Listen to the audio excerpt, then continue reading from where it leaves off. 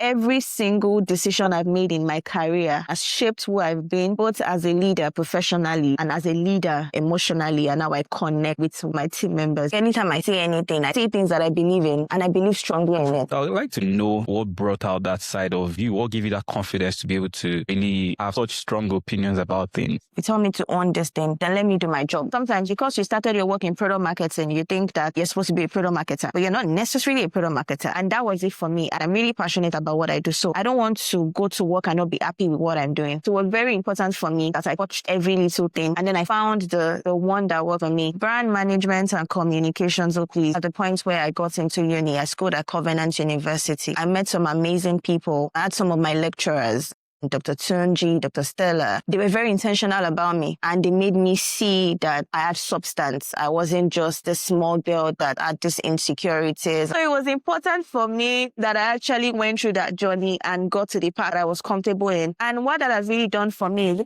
Before we dive into today's episode, I have one little ask of you. Please take a moment to subscribe to the channel. This is the only one free way to support what we're doing. If you've been enjoying the stories that we've been telling or just enjoying the content, please just take a moment to subscribe to the channel and make sure that you also share with someone who could benefit from these conversations. Thank you so much. All right, let's dive into the episode. Hi, my name is Mo, and this is the Hungry Creative Podcast. Today we have an amazing guest as usual, and I can't wait to hear what she has to tell us today because she yaps a lot. She has a lot to say, so I thought she might as well just come and say them on the pod. But yeah, it's just I'm really excited to have our guest today, who is a marketing professional and a brand girl and a baby girl. I think. Okay. Yeah, really excited to have Oyin today. So Oyin, how you doing? What's up? I'm good. It's really nice to be here. I see a lot of the videos that I'm always like, this is really nice. So it feels good to be featured on one of your episodes. Hi. Awesome. Glad you're here. I think you should introduce yourself, right? And maybe let people know what you do so that they can have a bit more context. Okay, so my name is Oyinkansola Adeboye. I'm a chartered marketer. I'm a brand management and communications expert. I presently work at a financial services firm. I like everything creativity. I like everything marketing. I think that's basically me in a nutshell. Professional me in a nutshell. Professional you in a nutshell. I like that word. I like the one that I just said now. Yeah, professional you. So we'll get to know the rest of what Oyinkan has. But yeah, I think for me, we were both in marketing. Just to give a bit of context, Oyinkan and I were colleagues back in our former place of work. Yeah, we're just going to mention the names. See, honestly, we're going to mention the names. You're going to mention your company's name as well at this point. Yeah, back when we were working in Nigeria in UBA, Oyinkan was my colleague and we were both working in the marketing unit. Then I still feel nostalgic, like thinking about some of the things that we did together then, going out for dinner. I think the first day I resumed, I think we went out for dinner at one place in Ikoyi or something like that. That was the Yeah, that was the yeah. It was it was as if I wasn't working while I was working. I was like, okay, there's something like this here. Coming from being a freelancer, like, okay, this is actually not bad. And then you were there as well. But I think one of the things that stood out for me in your personality and why I think that you're such a good fit for this pod is how young you were then. And sometimes, like, when we have those team meetings, like, we just start talking, like, no, guys. No, guys. I'm like, who is that? But a girl cannot just say her opinions. Your opinions were not just opinions. They were like, no, we're not going to do that. They were like, I don't even remember, like, we had so many campaigns that we ran that time. We had Next Gen, we had Marketplace, we had so many things that we're trying to do then, and then we'll have those sessions. We have group heads, we have the head of brand management, we had like all these seniors. Yeah, I think it's just for me, it's just the confidence, right? I think one of the things I'd like to know about what gave you such confidence to have such strong opinions about things and be really like assertive in your opinions and your point of view. I remember one time that I think there was always like a clash of, I think, one person from digital media or something, and then one person from, I don't know, maybe the design, I don't even know, like maybe the copyright. There's always something. Like you guys are always going like head on. And then I feel like that's something that is bound to happen in a marketing team because people have like different perspectives. And then marketing is not like a one-way street or not like a waterfall system that you just have like, oh, this is the idea, execute it. Always bound to have that exchange of perspectives, different opinions and perspectives. So I would like to know how or what brought out that side of you, what gave you that confidence to be able to really, have such strong opinions about things. Okay, so I think I've always been a very vocal person all my life, right? From being a child to being a student, all of those things. I've always been very vocal. And I've always been for me to say something, like anytime I say anything, I say things that I believe in and I believe strongly in it, right? I'm very open to understanding where everybody comes from. But if you tell me that this is my area of expertise, and if you tell me to own this platform, if you tell me to own this thing, then let me do my job. If I need guidance, I will request for guidance. If I need to, get some ideas from people, I'm very big on collaboration, getting ideas from people and all of those things. But at the points where I need to execute, let me do my job. And I think for me, there was always a clash because I was working with the digital media team at the time, and everybody just thinks they know how to manage social media. I think that was the number one stressor for me. Like everybody just felt like they knew the right thing to. Everybody outside the digital media team just felt like they knew the best thing to post. They knew the best times to post. Now, as much as social media didn't seem like a big deal at the time, that's my area of expertise. Let me do my job. So if I tell you that this post is not good for this platform, right? Fine, you're a marketing person as well. You may have your opinions, right? Let's discuss it. But what I was not big on was making decisions on my role when I was a professional and I was the one that was supposed to handle whatever was going on. So yes, I always stood by my opinions, and guess what? Everything I always said was right. Like every time I said, let's not do this, let's do this. In fact, the entire chatting, the engagement UBA that we have right now, because at the time it was products, red and white, red and white, red and white. It was from all my pushing back that we eventually brought out. I mean, the UBA you see right now, we started the foundation. I started that foundation. I started that foundation, and it was me. Because I had to fight the battles, even to my team lead at the time. I had to fight the battles to say, no, we're a bank. We need to get closer to the younger generation.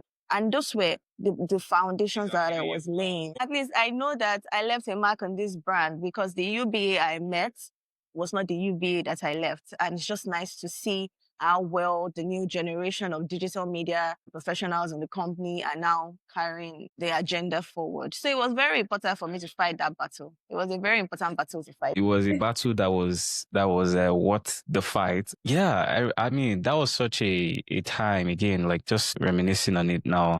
I remember we did, I mean, you guys started that. Like, it was a whole movement. Like, we're trying to, I think there was this unspoken drive to like make UBA cool.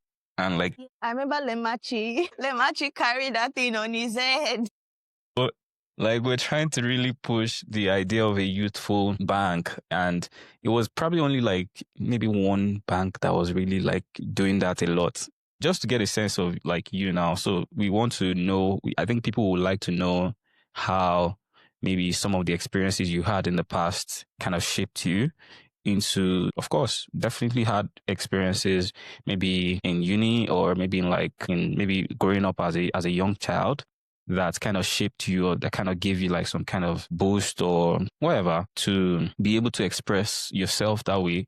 Because what I find is that a lot of women, when they come into professional spaces, sometimes they shrink. There's statistics to it that say that something around women not being assertive in terms of speaking on things that they believe in and like following through, or just sitting back and relaxing and not wanting to step on people's feet and all that.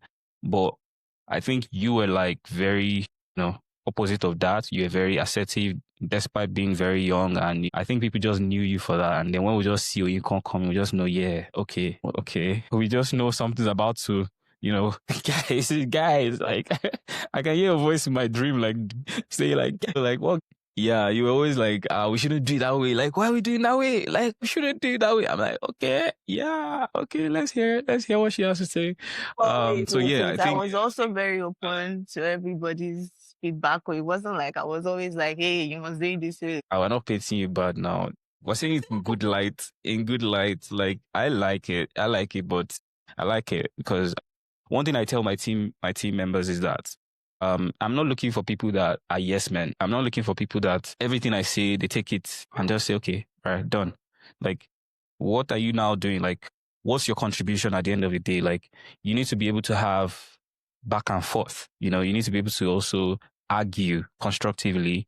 You need to be able to bring your opinions with data, not just okay based on what I think or what I feel. Have something to show for it, and then we can have a dialogue. We can have a discussion. I think that's something that a lot of people need to pay more attention to. When you're working like in a 9 to 5, you don't just go there to say okay, whatever you guys propose, we go with it. You're also there to bring up new ideas and argue constructively. But yeah, back to what I said. What I was saying about some of the things that you probably experienced. So what was growing up like for you? How did any of your experiences prior to you getting here, how did they shape you into becoming who you are? It's a very deep question. I'm a first child. So when you have issues and then you can't necessarily speak about it and then it begins to eat you up and then you begin to feel lesser than yourself as a child. So I experienced that as a very young child. And at some point, I think at the point where I got into uni, I schooled at Covenant University. At the point where I got into uni, I met some amazing people that took some time. I had some of my lecturers, Dr. Tunji, Dr. Stella. They were always very intentional about me. And they made me see that I had substance. I wasn't just the small girl that had these insecurities and all of those things. And getting that level of support from people that were not even family did a major in boosting my confidence level. And the moment I felt a confidence boost, I think you can say maybe it became a defense mechanism. Anytime I felt like I was feeling less of myself, I would remind myself that I was all that. I mean, I was the best graduating student, for example. I was always top CGPA. And, for me, it was always, Oyinkan, you are what you think you are. You need to realign however you feel. And from there, I started picking up things like being very passionate about what I do. So from boosting the confidence level, there was a part of me that felt like I needed to always show workings. A part of me just felt like it's not enough. I needed to convince myself that whatever confidence I felt I had or whatever I thought I knew was the truth. So it was like, oh, workings, you can show yourself workings. And then from show yourself workings, it became I'm very passionate about something because I never want a situation where I pick this thing and I drop it and then you say, oh, it was Oyinkan that did it, she didn't do it well. Whatever I pick, because I don't want to ever feel like I didn't do it well or I'm not good enough. Whatever I pick, I must pick it well and I must do it well. So it just naturally, gradually it started becoming a thing where I started to feel extra passionate about things. So if I'm working on something, I want to feel passionate about it. If I have a job, even if my job is to move this pencil from year to year, I want to be extra passionate about it. I want to express myself into what I'm doing. So at the point where I was at the job, being assertive for me wasn't just, I was just being assertive. It was already imbibed in me to be passionate about what I do. And if I'm passionate about what I do, then you're not going to just tell me, do it this way. And if I don't think it works, I will just keep quiet. Because most times in situations where you have people like that, where you just say, do it this way, and then you just go ahead and do it, you don't care about the job. You don't, but I care. I think I care too much.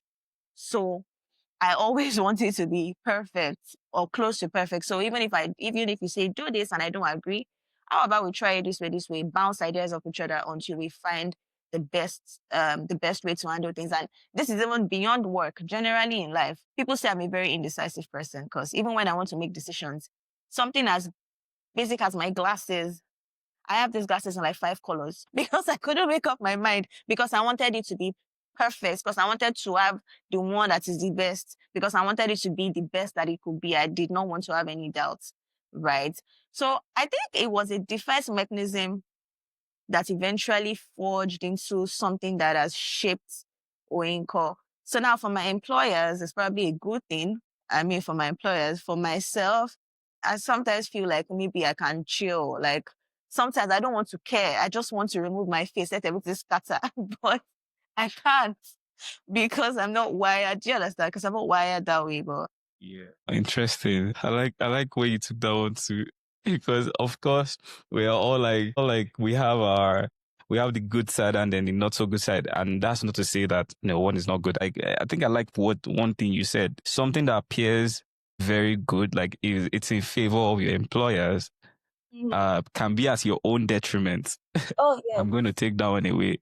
Yeah, I'm going to take that one away. It's so true. It's so true. And when I was just thinking, I was like, that's so true.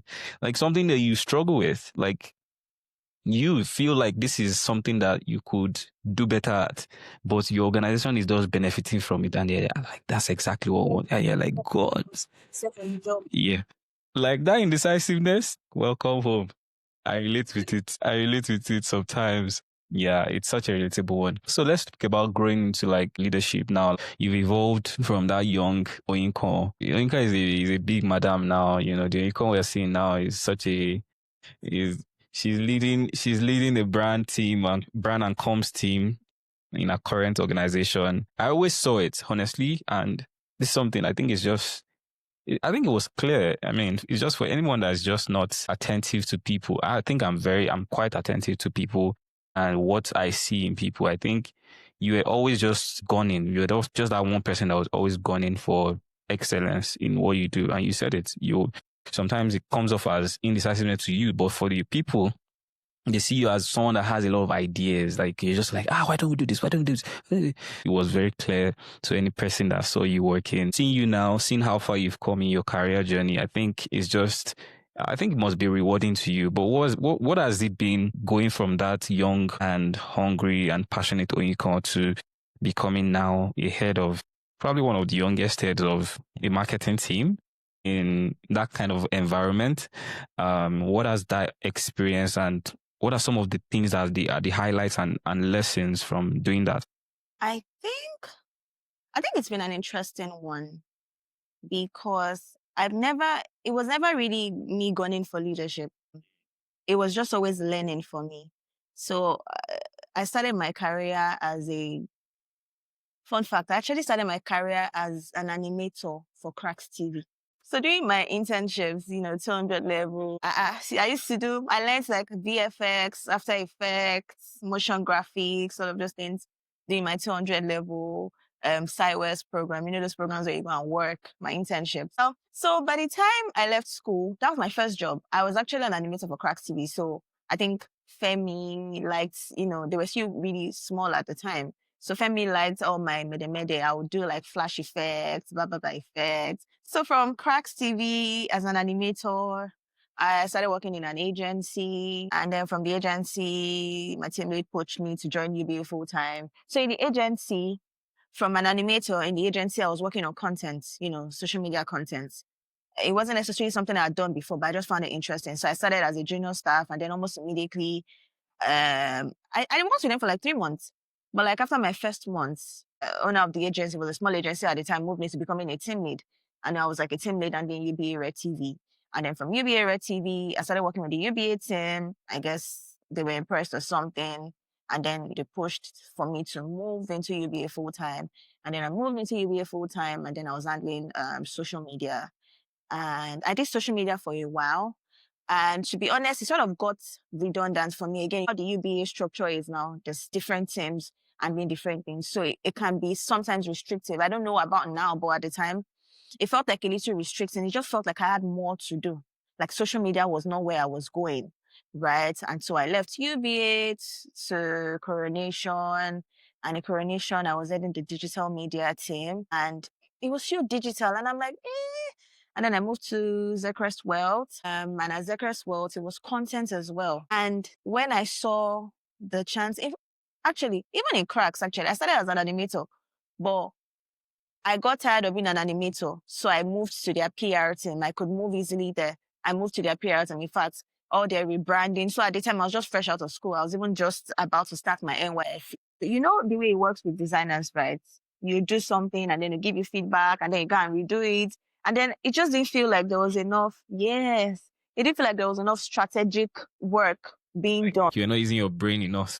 Brain enough. I like to stress. I think, you know, that I don't like peace. I like problems. Always is me. It's me. So I moved to the PR department and it was more or less like I was starting, you know, Cracks was very small at the time. So for me, it was like, I felt like I wanted to put all the things I learned in school because one thing, Covenant is very big on mass communication, right? Covenant University goes really in depth. So they taught us a lot. And I just wanted to try to learn everything. So I said, no, I want to do PR. So I moved, they didn't have a PR department, so it was me. I'll go and look at what my lecturers, you know, things that my lecturers had taught me. Oh, your logo is not good, your brand identity, da, da, da. So just small things. I picked on it and then I started like managing events for them, sponsorships. So it was at that point, you know, Cracks is a media platform, right? So I would manage like the partnerships between Cracks and some companies. I started doing some parties. I just laid some foundation, moving from animation to PR. And then from PR, I moved to content, to social media. And then from social media, I moved to core content marketing. And then from content marketing, I moved to digital marketing. From digital marketing, I moved back to content. Then I moved to brands and content. Then I moved to brands and communications. At some point, I also did product marketing, but I didn't really, I mean, it was clear that I was not a numbers person. It was clear that this girl was scatter. It was when my GMD saw that, it's like this one will scatter everything. He quickly just moved me to brand because, you know, he could tell that I had an eye for, he could tell that you know, when it came to look and feel, comms, you know, managing events, all of that, all of those things. Yeah, I had a better knack for that than telling me I have to grow by so X, by so time, right? So I've sort of gone round all the possible things that you can do as a marketing professional. I've gone around. And what that did was it helped me understand where my strength was in. Sometimes because you started your work in product marketing, you think that you're supposed to be a product marketer, but you're not necessarily a product marketer. And that was it for me. I didn't want to, I've always said, I keep saying this and I'm really passionate about what I do. So I don't want to go to work and not be happy with what I'm doing. So it was very important for me that I touched every little thing. And then I found the one that worked for me. Brand management and communications, oh please. In my sleep, I will fix your problem. Like in my sleep, I will fix your problems. Like, and even when you look at my strengths, even at UBA at the time, my strength was in packaging the look and feel, packaging the lifestyle. So it was important for me that I actually went through that journey and got to the part, got to the part that I was comfortable in. And what it's done for me is it's made me a better leader. So now my team is, so under the brands and communications department, we have the brand management team, we have the creative team, we have the communications team, and I have team leads for all of those different teams. And it's made it easier for me to connect with them. So I connect because of my experience, for example, in Cracks TV as an animator and a graphic designer. I connect with my most junior designer because I understand what he's working on. I understand exactly when he tells me he needs to render something. I'm not unassuming. When it tells me it needs to render something, I understand what it takes for you to render a 5 minutes video, for example. When my designer is telling me, oh, I told him to resize something and it's taking time, I understand that the process of resizing is not just cut. There's some resizing, you have to resize every element, just little details, those little fine details that your team lead would typically not understand because maybe, they started from the strategy points and then it's just strategy. And then sometimes they make comments like, is it not just to? So I understand it so well that I can tell you, no, don't do it this way. Do it that way. Say for my brand management team, I can tell you based on experiences. I can tell you because I've done it before. I can lead you in the right path. So I think it's really been helpful for me, touching base on all of those things. And as a leader, I think it makes it interesting. I would say that I have a fantastic team. My team members and I were like one big happy family. It's like Kumbaya. And again, don't forget that I'm just a girl. I'm just a baby girl. I'm just a baby girl. So it's all everyday fun. Oyinkan has come, we're all excited. We get the work done. I'm still a baby. I'm a Gen Z. So I'm one of those Gen Z bosses. I don't have wahala. Just get me what I need to do. Enjoy yourself. I don't hold my people to ransom. And I think, every single decision I've made in my career going on has shaped who I've been, both as a leader professionally and as a leader emotionally, and how I connect with my team members. It's really been a full circle. It's really been a full moment for me. So it's like everything I've been through, my passionate self, I want to make a difference and all of those things. I wouldn't say that I got it right immediately. I actually, there's also the part where you struggle to know the type of leader that you want to be. Now, as a young staff, you're exposed to different leaders. You're exposed to how different people do different things, right? And, those are the things that shape the kind of leader that you think you want to be. There's this leader that does things this way, there's this leader that does things that way. And when you're finally put in a position of being a leader, you're asking yourself, what am I supposed? A lot of people understand the work, but by the time they're put into leadership positions, they probably were not equipped enough or, packaged enough to step. You just throw leadership. It's like, just yesterday, I was a regular staff.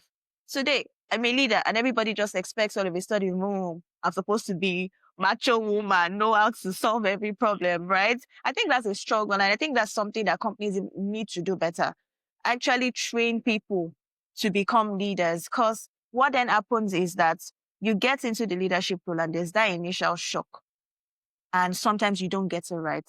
So from my own end, I would say I didn't get to this place of understanding my leadership style and understanding my people. I didn't get there early. I didn't get to the point of, I didn't get there immediately. That's what I meant.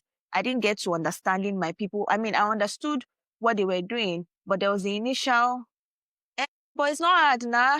But then over time, and then as my team continued to expand and understand, and then I started to take some courses, I began to understand better the kind of person that I was and the kind of leader that I wanted to be. So that helped me transition into now becoming that person. Yeah, leadership is such a big topic that I like what you said. When you were saying it, I was just nodding my head in confirmation. We sometimes say, oh yeah, we want to do this, we need a promotion, I want to be a leader, I'm ready. I don't know, sometimes I honestly wish I was on the other end, like that I could just sit down and just be a team member again, like I just have peace of mind, and you're just like, oh, now I see it. Now you're in that position. Now you're like, I see it. Now I get it. Question what our team leads were doing, like, why shouldn't I approve my memo? I said this is, some days I'll just see my phone popping up messages and I'm like, leave me alone. I think people need to have more kind of conversations like this, because at the end of the day, these leaders are human beings, right? And they have the downtimes, they have when they want to just leave everything and just people go and sleep or just go somewhere. But people that are working, that are like their team members, they can't see that. They just see someone that should be approving their work. I should be telling them, giving them feedback. I think empathy is one thing I would like to take away from the leadership conversation. Leading with empathy is such a thing. And I feel like you also said something about you embody the kind of leaders that you have on your journey. Like you embody some of the traits of the leaders that you have. When you have very stern leaders, people that are very like assertive, you might take some of those traits as well. And then when you have people that are more human centric, social, more people oriented, you might actually take that as well. That's something I personally like about going through the ranks and not just jumping from, okay, I want to start my career. Okay, team lead, boom. Like, bro, you're going to hear it because you might suffer from not understanding how that aspect of things are. I like us to move into a more relaxed, less work conversation. Let's talk about life. Let's talk about life and being a Lagos babe, friendship, relationships, living in Lagos. Talk a bit more about you as Oyinkan rather than as team lead or as head of, So yeah, living as a millennial Gen Z. I saw a page that you have and it has like a whole series of rants and And I mean, some of them were like about friendship or about like relationships or about like people. What has been your experience in having in friendship? Let me just say balancing friendships and career. So I would say that it has been challenging. Again, because of my personality, I can come off as very playful, very out there and everything, but also I can be very introverted. I like my space. I like being alone. And also because of the part of me that gets extra passionate on the job, sometimes I wear myself out too much and I just want to be at home and rest. Now, the problem with that is your girls want to hang out. Your girls want to see, I'm tired. I'm tired. And then it's now like I've gotten to the point where I actually put meetings with my friends on my calendar.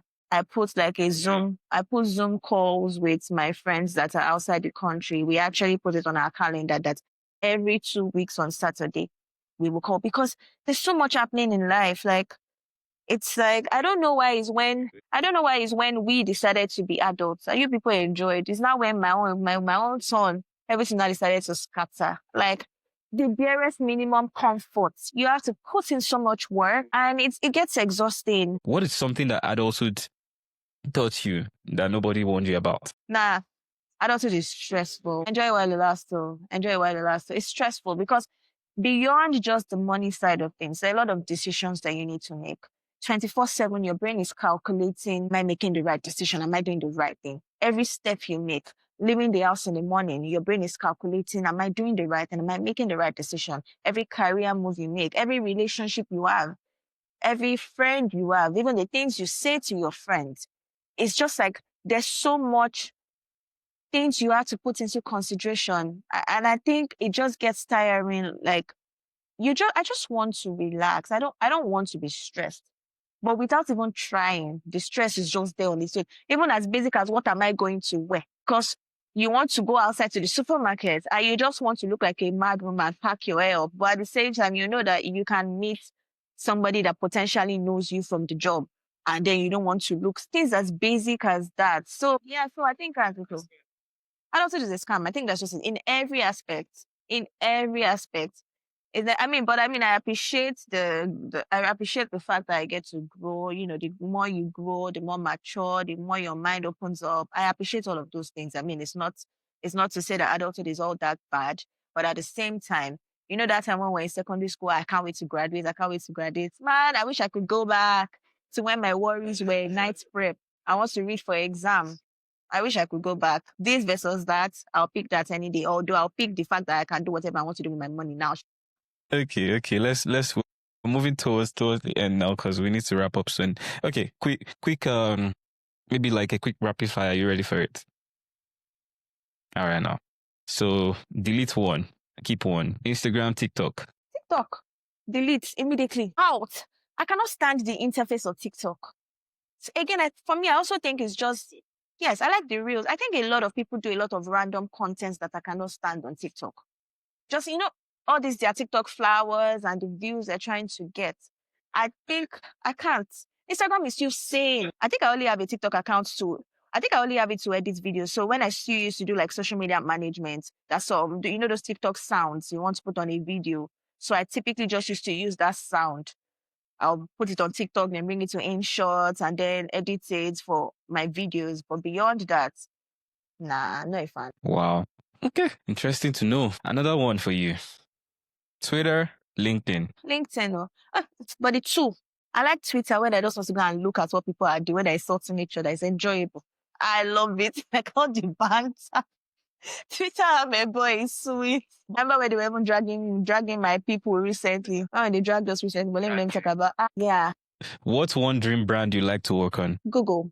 I love the creativity and the simplicity of things. Google is a perfect balance of aesthetic, but also simple, but also wide, in everything that they're doing. They're just very, very well positioned in the middle. I really like what they've done for themselves brand wise, the brand positioning and everything. And the way they can get so creative, you can do so much with the Google with the Google interface, with the Google logo. There's just a lot, even in the way I've been to a couple of their events. It's really interesting to see. I've used a couple of their tools. I've been on some of their tours. It's just really nice to see how intentional the entirety of the Google brand is. It's really nice to see. If you could give an advice to a young marketing person, imagine that you were the one. Like, imagine yourself as the Oyinkan that was just starting off at Crack TV. What would be the advice? I would say take your time and don't beat yourself up. Sometimes there's this thing where I think it's calming down now, but there was this thing where people will say in your 20s, social media era has made people feel like at a particular age, they're supposed to be the best person at what they do. Like, you're supposed to be earning this amount. You're supposed to be driving this car. You're supposed to be living in this house. There's all that social media versus reality. What's the word now? There's that difference in what you see on social media versus reality. And what you see is that these days, a lot of young people just want to fast track and not go through the process. And so if I was to give an advice, I'll say, calm down. Like, you're doing a great job. Now, I'm not saying be lazy. I'm not saying don't hold yourself accountable. Don't be ambitious. Yes, be ambitious, but also don't beat yourself up when it doesn't seem like you're moving in the right path. Because I did a lot of social media for a while, and a part of me, I wanted to do beyond social media. And I could have just started beating myself up and then sulking and then saying, oh, social media. And I would have just been doing that and digging myself further. But I told myself, you know what, if I don't want to do social media again, let me go and learn new things. And then I started learning. So I gave myself time. And by the time I learned everything I needed to learn, there was no doubt. Nobody could question the skill that I brought to the table, right? And I think that's what I would just say. Just relax, calm down, understand yourself, understand your strengths. It's easier to work smarter than to work hard. Like, it's not hard work, it's smart work. So take your time. Even if you spend a couple of time doing the groundwork, once you have your groundwork sorted and everything is fine, you just boom. Because you've done the groundwork of it. Don't just try to just jump and then expect that everything will come running to you and everything will be in your favor just like that. It takes time and it takes intentionality to get to where you want to be. Our last question for the session. So this is a question we ask all our guests, and it's, what are you currently doing to be a better version of yourself? That's a very interesting question. A lot, actually. Taking a lot of courses on business management, leadership, because I look at myself in the next 10 years and I'm telling myself, I don't see myself in this 9 to 5 space. I don't see myself in this 9 to 5 space in the next 10 years. Again, I think I don't mind typical. I like problem. I don't like peace. I feel like, again, I've touch. I've done this for a while and I'm asking myself, what next? So I've been doing a lot of courses. I've been actively putting myself in spaces that I want to be in. I'm trying to build myself mentally, build the knowledge base. I'm also trying to build the social currency. I'm also trying to build the financial currency. I started as a novice, but working in an asset management firm has actually helped me understand the idea of building wealth, building generational wealth. So there's a lot of intentionality in me saying, oh, I want to put my money here, I'll put my money there. So there's a lot of building my financial currency. There's a lot of building my social currency. There's a lot of building my knowledge currency, because I'm telling myself that in the next 10 years, God willing, I don't want to be a 9-to-5er anymore. I don't know what the future holds. I don't know. I've not decided on the path. Part of adulthood, wahala. I've not decided on what the path is. I'm not sure yet, but I know that I just see that there's more to it, and I'm just making those gradual steps, just building those different currencies, so that by the time I'm ready to put all of those things into work, it will come in very, very, very, very handy. I think that'll be it in a nutshell. Amazing. That's such a good one to wrap it up. Thank you so much, Oyin. Thank you. Hello, my name is Oyinkansola, and you've been listening to the Creative Podcast.